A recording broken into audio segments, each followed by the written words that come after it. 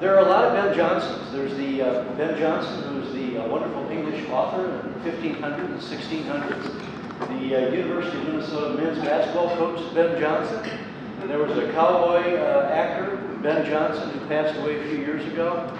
But my favorite Ben Johnson is this gentleman on the stage. And the reason is he has over 20 years of experience in operating museums, starting with being a curator to being the director, the person who operated the museum.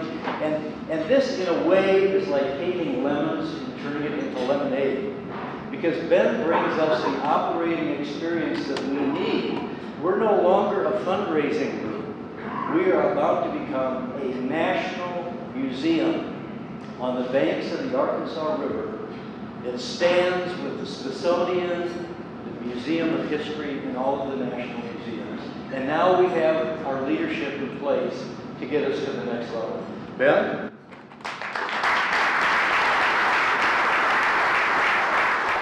So, another 6 or 8 weeks of conversations and working with the staff and working with all of you in various capacities.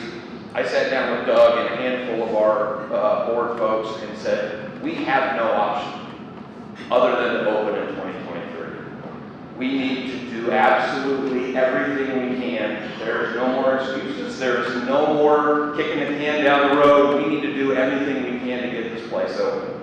And to Doug's credit and to the staff's credit, none of them said you're crazy and they thought it. None of them said absolutely no. They all just said, yep, absolutely, we agree, let's go.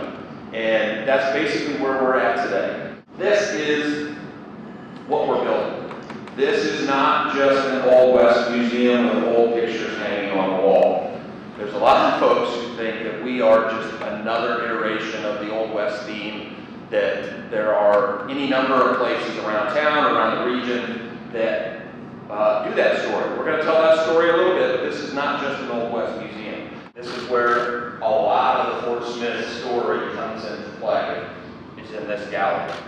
We talk a great deal about the good, the bad, and the ugly. This is not an ideal period for the Marshal Service or our nation. There were a lot of challenges, there were a lot of conflicts, there were a variety of different things that this is not a sugarcoating of history to make Marshal Service look like the greatest thing to ever happen to democracy in the world. But the Marshal Service is open. They want these stories to be told. The fun part for a lot of us will be the modern Marshals movement, which is the next major thing. So this is where we get into what does it take to be a Marshal? How do you get there? What do you need to know? What do your aptitudes need to be? What are the physical requirements? How do you train? How do you apply even? How does this even work? Having a major national and international museum be chosen to be in a community that is not in a major coastal economic hub is something that doesn't happen. It is so rare and it is such a big deal that by the time that we open, the impact of this museum, economically, socially, culturally, educationally, is going to be so significant that I don't think anyone is really prepared for it, and I guarantee my staff's not prepared for it just yet. Because as soon as we open the doors this coming summer, it's going to be a real kick in the teeth for all of us, because I know, I feel it on a daily basis with the number of calls, emails, people that just show up and knock on the door and say, can I come inside? Once we actually tell people that they can and they can pay me $10 and buy a t-shirt and go to the exhibit, this is going to be something that even the most ardent supporters of the museum project will be able to go, oh man, I didn't think it was going to be that. It is up to us to make this a reality. This doesn't just happen because we are a cool story and it's just a neat thing that'll just happen on its own.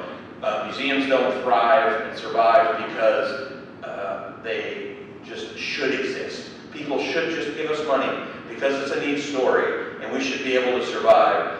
It is up to us to run this like a business, strict enough fiscally and programmatically and advertising and all the fun stuff that goes into operating a normal business to make sure that this 125,576 people, I don't know where they how they come to that 576 people. That when they walk through the front doors the very first time, when they come into our community from wherever they're coming from, they have an ideal, amazing experience from the get-go. Thank you very much. I hope you enjoyed your breakfast. I'm glad most of you stayed awake. And